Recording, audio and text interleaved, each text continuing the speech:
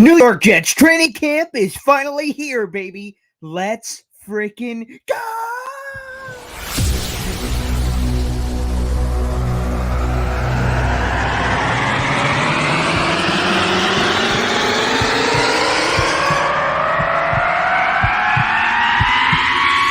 Zoinks! It is unequivocally the Super Bowl for New York Jet fans. Field Yates, baby. Field Gosh darn Yates. Let's bring him on the show. Come on, people. Connor Rogers is joining the show. What's up, Connor? But Trevor gosh darn Sycamore, baby, for me, personally, my favorite New York Jet of all time. Wow, it's great to be on. What an intro that was right there. Paul, nobody does an intro like you, man. Paul, you give the best intro of literally any podcast that I've ever been.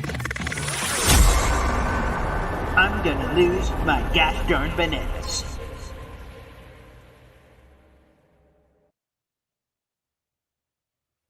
Good morning, New York Jet fans. My name's Paul Esden Jr., a.k.a. Boy Green. I'm the New York Jets digital reporter for Heavy.com. Welcome to Boy Green Daily, a daily New York Jets video show every gosh darn day, live at 7:30. If you can't tune into us live, you can always check it out after the fact. And with your Boy Green Daily, which is a snack-sized 20-minute episode giving you all the latest with training camp starting today. We'll get into that in just a minute. In every Boy Green Daily is an accompanying article that takes 2 minutes to read. So, guys, if you'd like to support the show, check out the article. Gives you the itinerary, some of the things we're going to be talking about, and I'd like it to make it a part of your morning routine, quite frankly. So make sure you guys check it out. And, of course, Jets training camp begins today. The veterans are reporting. The rookies are reporting. They're reporting live as we're doing this. I'm getting updates from the Jets Twitter account of players arriving like Brees Hall and Elijah Vera Tucker and all the like. The first practice for the New York Jets is tomorrow, Thursday, July 20th. The first public practice for the New York Jets is coming up on Saturday, which I believe is July 22nd off the top of my head. So, Jet fans, we're here. It's been a long offseason, but I'll say this. It's been a long offseason, but an offseason I've enjoyed, of course, for obvious reason. The Aaron Rodgers, the being on the lines, the trench warfare of the Rodgers trade rumors and everything else. This is going to be an exciting season, one that we're going to remember forever. So I want all you guys to buckle your gosh darn seatbelts, baby, and get ready for football because it's here. Now, from this weekend to every weekend moving forward, there's going to be some iteration of Jets football. So we got the practices coming up, the Hall of Fame game right around the corner and all that jazz. So I am super excited about all of this. Guys, make sure you get involved in the show. I see this one, a great point from Jared B. This is floated under the radar, quite frankly. But the Jets' top two picks are not signed, that being Will McDonald, the 15th overall pick out of Iowa State, and then the 43rd overall pick, Joe Tittman of Wisconsin. So we got to keep an eye on these things. To me, Jared, I don't think it's a big deal until it is a big deal. That's the best way to put it, baby. That right now, I believe they're going to get inked. As they're reporting, they're like, all right, come upstairs, beep, boop, up, and they get it hammered out. We'll see if that is indeed how it transitions there, Jared. But great point. Great point. Thank you for getting involved here on the show. One of the things I immediately want to get into, guys, on this itinerary, actually, is predicting some of the breakout players, but I actually am going to use what Jared just said to launch us. You'll read it down below in our Jets flight itinerary. Open up your programs and get your reading glasses out. I found this interesting. This was from Rich Cimini. Again, what we do in the article is give you some articles that you should be reading about the Jets, a poll of the day, which we'll get into, the social post of the day, some things that you may have missed over the last 24 hours or so, and some fresh stuff about the New York Jets. And one of the things is, it was a little comment, but I noticed it. In Rich Cimini's column, he said that Aaron Rodgers will have say in the center competition. And I thought that was interesting. Now, I'm not saying I disagree. Aaron Rodgers has been around forever. He should probably be able to either pick the guy or have a strong say in who is snapping him the football throughout the season. And so there are two main guys that are in the competition. Of course, Connor McGovern, who has been the Jets starting center the last 3 years. He has started or appeared, or both, in 48 out of 50 games. So he's been super reliable from that standpoint. So he's there. You, of course, have Joe Tippmann, the aforementioned, unsigned at this point, but still, he is the future. But the question is, who is the present? And then don't count out Wes Schweitzer, who is like a upgraded Dan Feeney. He's got an outside shot. He's got a relationship with Keith Carter. So I wouldn't rule him out as we head into training camp, just to throw that in there. He's a clear dark horse. Again, McGovern's been the guy. Joe Tippmann is going to be the guy. So Wes Schweitzer's like that awkward guy at the party. Who invited this guy? But he's there. He's in the room, baby. So Wes Schweitzer, I just want to say, keep an eye out for that. But I thought it was interesting that Aaron Rodgers will have a say.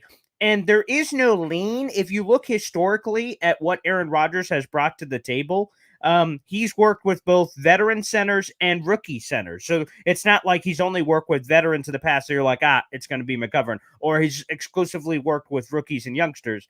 It's going to be Tippmann. So there's no clear line. So we will see, obviously, one of the fascinating battles in training camp. The Jets want Tippmann to win, but they're not going to force it. If he doesn't, then McGovern. And then maybe they can make the switch. Remember, the Jets have the Week 7 bye. So that could potentially be a flip-flop, swap opportunity if they want to go in that direction. So that's another one to keep an eye out for. Now, I'm going to be honest, everybody. I'm just going to admit it. I'm an idiot. And some of you may have already known that, which is fine in that case. But for those who did not know, I thought I had a great poll of the day. We have a poll of the day every day here on the show. Like I said, it's in the article down below. And the theme of today's show was predicting breakout players. Okay? Predicting breakout players. And I thought to myself, okay, let me pick two guys, okay, that are close as potential breakout guys, and then let's have the great people vote. However, I did do that last night. We normally send out the poll last night to build up some votes before we get into the show. Let me pop this up on the screen here. So, this is the poll. With Jets camp getting underway tomorrow, now today, it got us thinking, which of these two players has the better chance of breaking out in 2023? This is our poll today, which, by the way, like I said, is in our article down below. Jermaine Johnson or Jamie Sherwood. Now, I understand on the surface, you may go, Paul, you moron. Obviously, it's Jermaine Johnson, but the way I thought about it is putting this poll together. It's got over 550 votes right now. Still another 13 hours to vote. Feel free to get involved, baby. Like, Jermaine Johnson's a former first-round pick, so you say, obviously, he's going to be the guy. And I'm like, okay, I get it, I get it. But at the same point, on the same token, okay, Jermaine will still be limited by the defensive line rotation. Is he even a guaranteed starter? Now, the starter word lacks a little bit of its luster, obviously, because of the constant flow of defensive linemen. Then on the Jamie Sherwood side, Quan Alexander hasn't been signed yet. So right now, Jamie's going to be that third starter at linebacker. Now, that's not an every game thing. The Jets don't always trot out three linebackers. They play a lot of nickel, which means Michael Carter II's on the field more than the third linebacker. But injuries could happen. I don't want them to happen. We already saw it with Chuck Clark, unfortunately. Like, injuries can happen. And Jamian's the next guy in line and an occasional starter. So I think Jamian's pretty important. So either player, to me, as I set up this poll, why I thought I was a genius. I'm like, oh, beautiful. This is going to be tough. Fans are going to be like, oh, man, I don't know which way to go. Well, unfortunately, I'm going to be honest, as I take a peek ski at the poll, Jermaine Johnson has 93.6% of the votes. 93.6%. Unbelievable.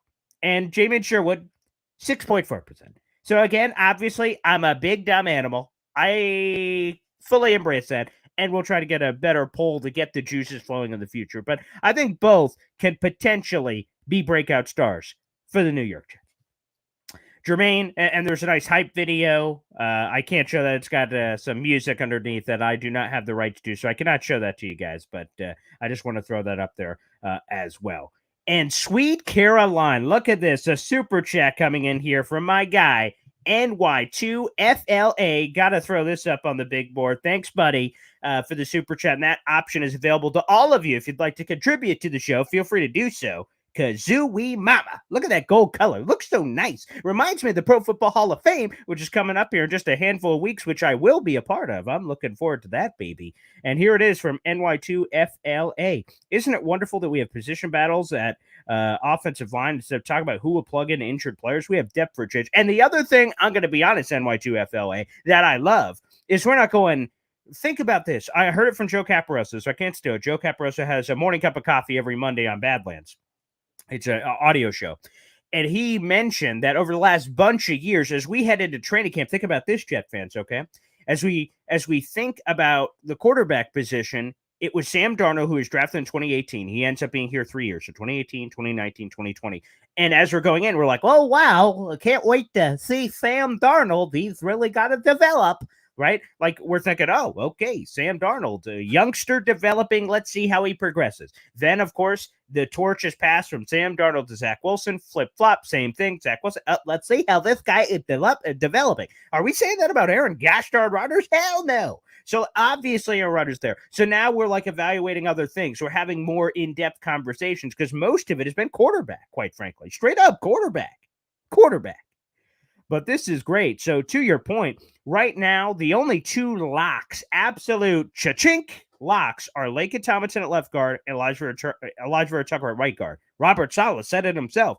He said it straight up right before we broke for the little break before training camp that those positions are locked in, but all the rest is quote unquote up in the air.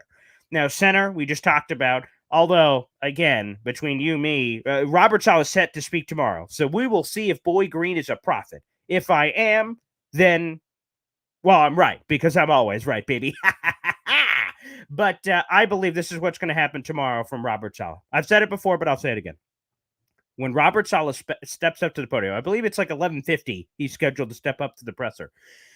At that moment, I believe the questions, I don't think he's just going to straight up announce it like an opening statement, but I think it's going to come out like quickly with the questions that Dwayne Brown is the starting left tackle and Mekhi Becton is competing for right tackle, and let's roll out the ball and let's see what happens. He has said over the last couple of months, like, hey, go earn it, Mekhi. Anything can happen. I just don't think that's what's going to happen. Which, well, you can argue whether it's good or bad or indifferent, but I think, honestly, that's what's going to happen tomorrow. We will see, of course, if that is indeed the case. So I think Dwayne's going to be at left. Now, the only potential hiccup here, and I did it on a Twitter space earlier this week with PD Pablo and all those guys, and Paul brought it up, but it's also something I've been thinking about. Another Paul, not speaking about myself in third person. That would be weird. Although I guess I do the Boy Green thing. Anywho, back on the course. The fact of the matter is that if Dwayne Brown is not ready for the start of camp, which, by the way, is no guarantee, because both he and Robert Saleh are non-committal that he'd be ready for the start of camp, what do you do with Mekhi Becton? Do you play him at left tackle? That would make sense to Becton because he's like, hey, you told me to go earn the job. Dwayne ain't here. Who's starting at left tackle? I am. Now, or the Jets say, hey, Mekhi, you're going to be a right tackle anyway, so why don't you just stay over there at right tackle? We're going to put a warm body at left tackle, Max Mitchell, Billy Turner or something, just to hold over until Dwayne's healthy, because obviously he's going to step back in. That's where we could get a little funky. That's where we could get to funky town, and things could get a little weird. So TBD to watch on that. But again, fingers crossed. What we don't want, of course, is injuries. We already had one, unfortunately. Chuck Clark, big loss to the Jets defense. Was supposed to be a glue guy. Was supposed to be a starter on the back end of that secondary. And unfortunately, injury bug hits him. Now, the Jets were super healthy on defense last year. Offensive line, not so much. But flip it the other way. They're just like people say with the Jets defense being top 4 last year, like, oh man, natural aggression could happen. Although I would think with an increase in turnovers with Lady Luck, I think that could flip the other way. But to the point that we could go that same thing, we could get a little bit of injuries potentially coming up there on the defensive side of the ball. Fingers crossed, of course not, but it's nice. And I will just say this, one more on NY2FLA, and thank you so much, brother, for supporting the show. That means a lot. The other thing I would say is that we do have depth, to your point. Think about the guys at offensive tackle. I feel a lot better. I don't want injuries, obviously, but I feel good if they come because you have Max Mitchell, who I think is solid. I don't think he's great, but I think he's solid. Billy Turner's a scheme guy. He's been the right tackle for Nathaniel Hackett for like the last 3 years, his starting right tackle. So you feel good about that as well. So you go Billy Turner. You got Max Mitchell. Carter Warren is kind of this wild card. I'm not really sure how he factors into everything. Is he kind of a redshirt guy? That's kind of how I perceive him, but maybe he jumps into the mix. You got Dwayne, you got Mekhi. Like, you got options, man. So if injuries or training camp battles or however you want to perceive it happens, you're pretty good, man. You're pretty good. So thank you, NY2FLA baby. I love to see it. Vincenzo saying you're up early for training camp. I say, well, we're up early every day, baby. This is Boy Green Daily, live every single day at 7:30. The only time that won't be the case is I will be taking a mini vacation in the middle to late August. I will be on a cruise in Bermuda and no Wi-Fi. So I will. That's a one-time Boy Green Daily will come to a screeching halt, but we will let you guys know that as we get closer. But every other day, we will be live, including live at the Pro Football Hall of Fame coming up here in a couple of weeks. I hope you guys truly and really appreciate that. Let me throw a couple at you. So, because we only have a few minutes left in the show, this 20 minutes goes by fast, baby. It's a quick snack-sized bite. You're grabbing a little burrito. You got some kids. You know, you're doing whatever. You're running around the house. What in God's green earth is happening? You have me like in your ear or something, and I'm giving you 20 quick minutes. That's what's happening. And then when you get a chance, give you a quick 2-minute read down below to catch you up on all the latest things, Jets. Breakout players. So Jermaine Johnson, breakout player to me. Jamie and Sherwood is a breakout. I love Michael Clemens. And again, I have some level of, but I just freaking love Michael Clemens. I think he has a real good chance to be a breakout guy for the New York Jets. I'm interested in Izzy because we've been talking about this Dalvin Cook thing. If Izzy is better than we think, then Dalvin Cook becomes less of a priority to me. I think running back's a need because I think there's a lot of questions in the backfield for the New York Jets, whether it's Michael Carter or Izzy or Breece Hall, obviously, or anybody, Zonovan, any of those dudes. I think there are questions. But if Izzy's better than we think, then all of a sudden my questions kind of, like all of a sudden they go, boo. Like I kind of, whoa, okay, maybe not. So he potentially could be a breakout guy. He's got that speed. He's got that home run hitting ability. I think he could excite some fans in training camp, to be honest with you. You get a couple of those, like Zonovan had one at the end of camp last year, like a 50-yard touchdown. We could get one of those from Izzy where he gets loose, kind of squeezes through a hole, whoop, and then just takes it to the house, and Jet fans going, oh, yeah, booyah, yeah. We could get some of that action. With Izzy, I think.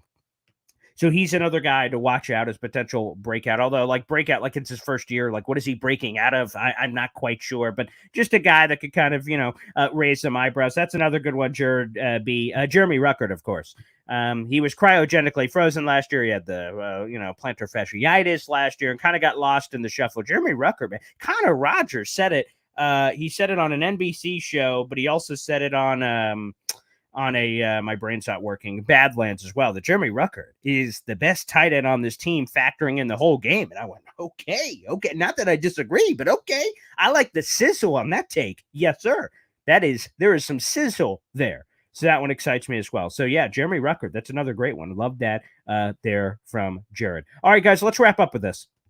We've got a few minutes left. If you guys aren't in the competition, I see a bunch of you guys that I see in the comment section are, but if you're not, we're running a Jet schedule prediction contest here at Heavy, and the winner will get a free FREE Jets jersey of their choice. All you have to do is go to the In Case You Missed It section. It's a subsection of my article. It tells you how to enter. You got to follow the instructions. Make sure you guys are reading. Who are the Jets going to beat this year? Who they're going to lose to? And then their final regular season record. You can go beyond that if you want. Say, hey, they're going to the Super Bowl. Tell me what they're doing in the playoffs and stuff. But at a bare minimum, who they're going to beat, who they're going to lose to, and their final regular season record. If you nail the order correct, again, weeks 1 through 17, you say they're going to lose this week, win this week, lose this week. You automatically win the whole thing. Ring the bell. You're going to get it. However, if you get that part wrong, which I imagine everyone will, to be blunt, and if everyone gets that wrong, we're just going to go to record. So if the Jets win 12 games, you predicted them to win 12 games, and booyah, you will be entered into a raffle to win that. So, yeah, I see Braden is in here. I know Snowball's in. There's a bunch of people that are great. Jared's in there. So, I know there's a bunch of people in there. So, but there's not everyone in there. There's only 50-plus Jet fans in there, which is awesome, but it's a party, baby. I want more people to come. Jump on the train. Toot. We're celebrating training camp arriving today, folks. You only have a little bit more time left to enter this contest, and it's free. The only way you can't win is if you don't enter. So we have 50-plus Jet fans. It's friggin' amazing. I'm in it. I want you guys to be in it. So again, whether you're watching this live or after the fact, follow the information in the link. We're streaming live on Facebook, YouTube, and Twitter. And in all those places, there's a link attached that explains the rules, how to enter the contest. I want you to enter our contest. I want you to enter, baby. Tell me what's going to happen. We've had there's been optimism, 17-0s. There's been 7-10s, gross. I mean, there's been a little mix of everything. So, guys, you use your strategy, use whatever you want to use. But here's the point. Jets training camp is friggin' here, baby. We'll have a couple of shows later today, so stay tuned to the YouTube channel. Some juicy interviews are happening on the program, so youtube.com/boygreen25, baby. So make sure you guys like the video and hit subscribe down below. Enjoy training camp arriving. Again, remember, folks, first practice is tomorrow. First public practice is on Saturday. So you're not going to, it's kind of the fashion show. Now, guys walking in, let's see what Aaron Rodgers ends up walking in. So keep an eye out for that. But the actual practice and stuff gets underway tomorrow. Thanks for tuning in, everybody. And we'll see you tomorrow morning, bright and early, for Boy Green Daily here on the channel.